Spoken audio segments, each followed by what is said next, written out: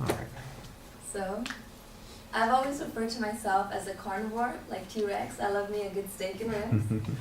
So when the idea of veganism was first presented to me by my cousin, first of all, I think I laughed at her, like, are you Mexican? You know, all along I thought it was in our genes to like carne asada tacos. What's going on here?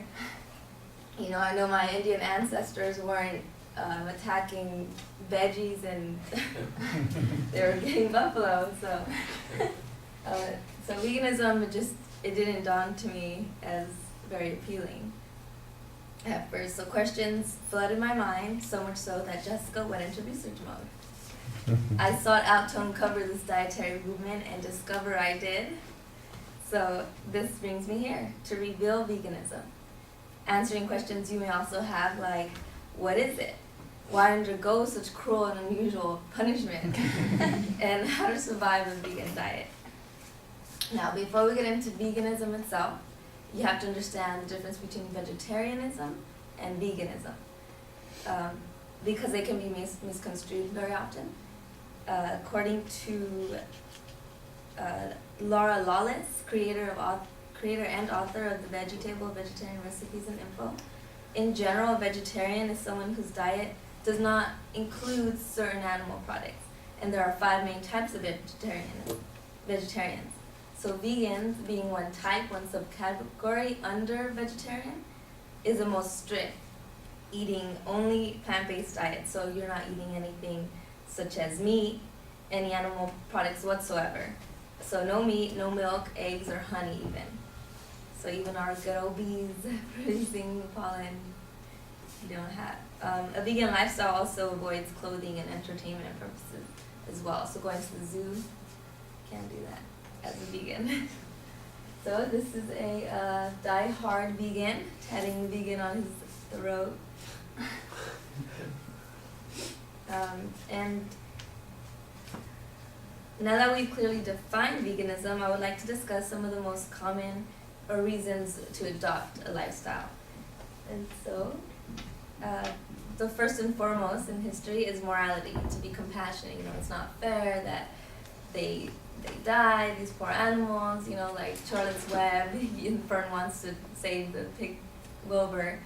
So things like that. This is where PETA comes into place, People for the Ethical Treatment of Animals. So those folks are definitely morality vegans. And another reason why people go vegan is for environmental purposes. For those who wish to have an eco-friendly lifestyle, going vegan is one way to do so.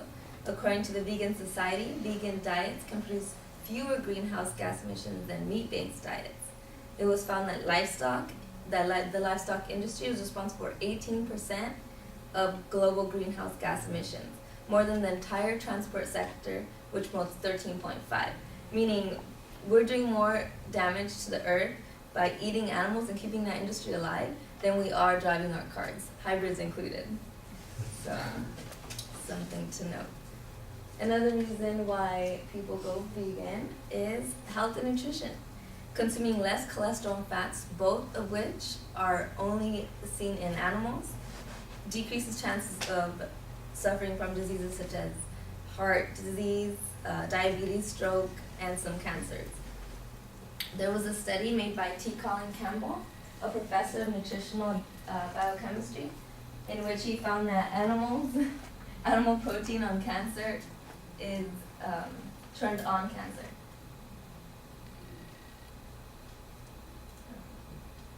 Okay, this is the graph of his research. What he did was he took a group of rats and he exposed them to a carcinogen, which is a cancer-causing agent. Then he fed 20% of them, or he fed half of them 20% casein, which casein is a protein that we usually get in dairy products. So 20%, as you can see, increased the number of cancer clusters, while 5% remained at no cancer. So look at what casein, this protein that we're getting in animals, is doing to our possible cancer growth. So something interesting. There was also another interesting findings to support the benefits of a vegan diet.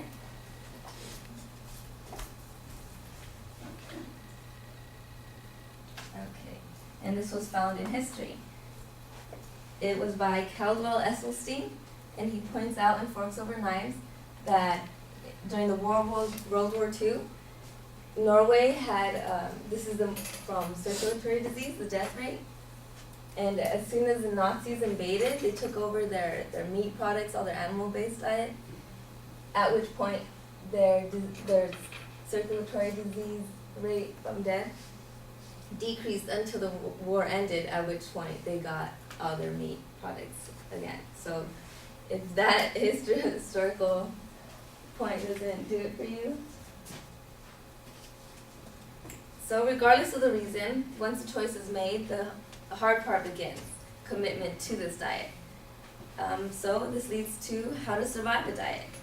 Vandana Sheth, the Los Angeles dietitian, spokesman for Academy of Nutrition and Dietetics, and a lifelong vegetarian herself, advises that a vegan diet can be healthy and have many positive benefits, but ensure that it's well planned and nutritionally balanced.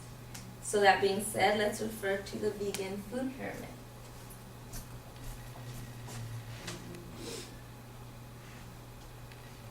Ta-da! As you can see, we already consume servings such as these and these. These are your fruits, your vegetables, and your grains and pastas and cereals. However, it's very important that you consume these. Omega-3s usually will get it in fish.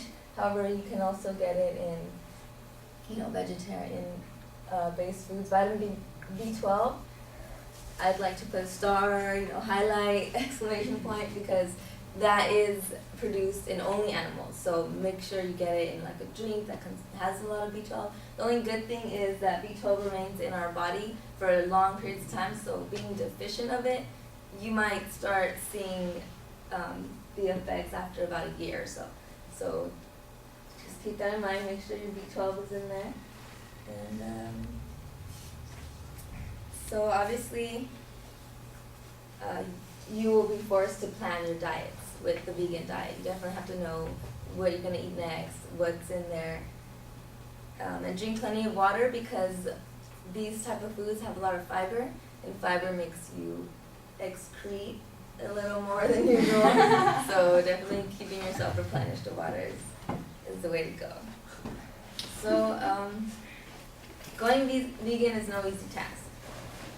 As previously discussed, it's a vegan diet that omits all animal products, whether due to a compassionate nature, for environmental protection, or health consciousness. These folks have a lot of planning ahead of themselves. Strategy over possible tragedy in the long run. This is yours to decide, to eat or not to eat.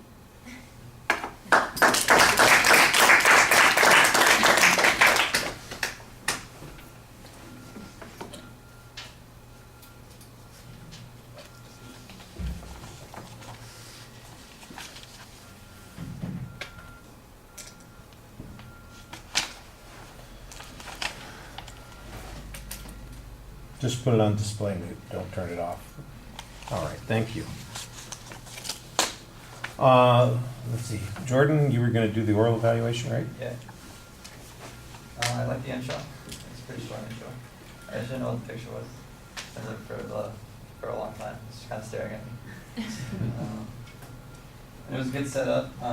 Like I could tell in the beginning, like exactly what you're going to talk about, because you had the 3 points and they planned out really well.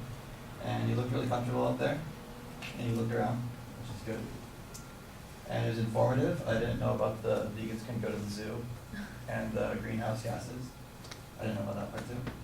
And I feel like it flowed really well from point to point, and you had a pretty thought out conclusion. And it's good. All right. I like the introduction quite well. I thought that you relate to the audience nicely there. You identify what the topic is. I didn't think there was a very clear preview. Jordan said that he thought he heard a pretty solid preview, but I was a little unclear as to exactly how it was going to develop. I could tell in the body of the speech where there were occasional structural points But the organization and the labeling on the supporting points, that was the part of the speech that I had the most difficulty with, that I thought was maybe the place that you could improve the most. On the other hand, I thought you defined the subject pretty well. You had good material that you used to support that. There's a lot of supporting material with some research backing up those individual points. I thought that was pretty nicely developed. I also think that you do a good job sticking in bits and pieces of information to make the sections that you're talking about interesting to the audience. I mean, Jordan mentioned, not going to the zoo, but you're also, you've got other kind of little asides and jokes and comments that you're making, trying to relate to the audience, not just presenting data, but trying to put it in a way that people will enjoy listening to and appreciate your making the effort connecting with them. I thought that worked really well. The visual materials, I will agree with Jordan. I don't know what the picture at the beginning was up there for, and even when you do explain it, I'm not sure that it gets you anything except that it makes me feel like the people who are that passionate about it are crazy. So I'm not exactly sure that that's a selling point for the vegan lifestyle. That's it's may in fact be the opposite. It may in fact discourage people from saying, "See what happens when you stop eating meat? It turns you into one of those people." I thought, other than that, though, the visuals are integrated into speech pretty well. You had a little bit of difficulty explaining that first chart with the cancer risks, and I also had a little bit of trouble understanding it. Once you got into it, I think I understand the point that it was making. The same thing with the chart about the Norwegians, I guess it was, and I think there needs to be a little bit more explanation and context there. But that there's a statistical relationship between the absence of meat products, or animal products, I should say, in people's diets and their longevity. That's basically the point that's being made there. And I thought it was an interesting point there.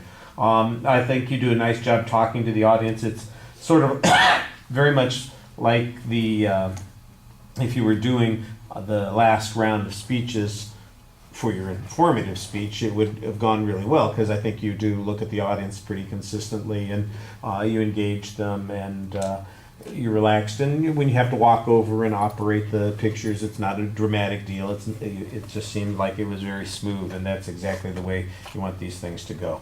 All right, thank you.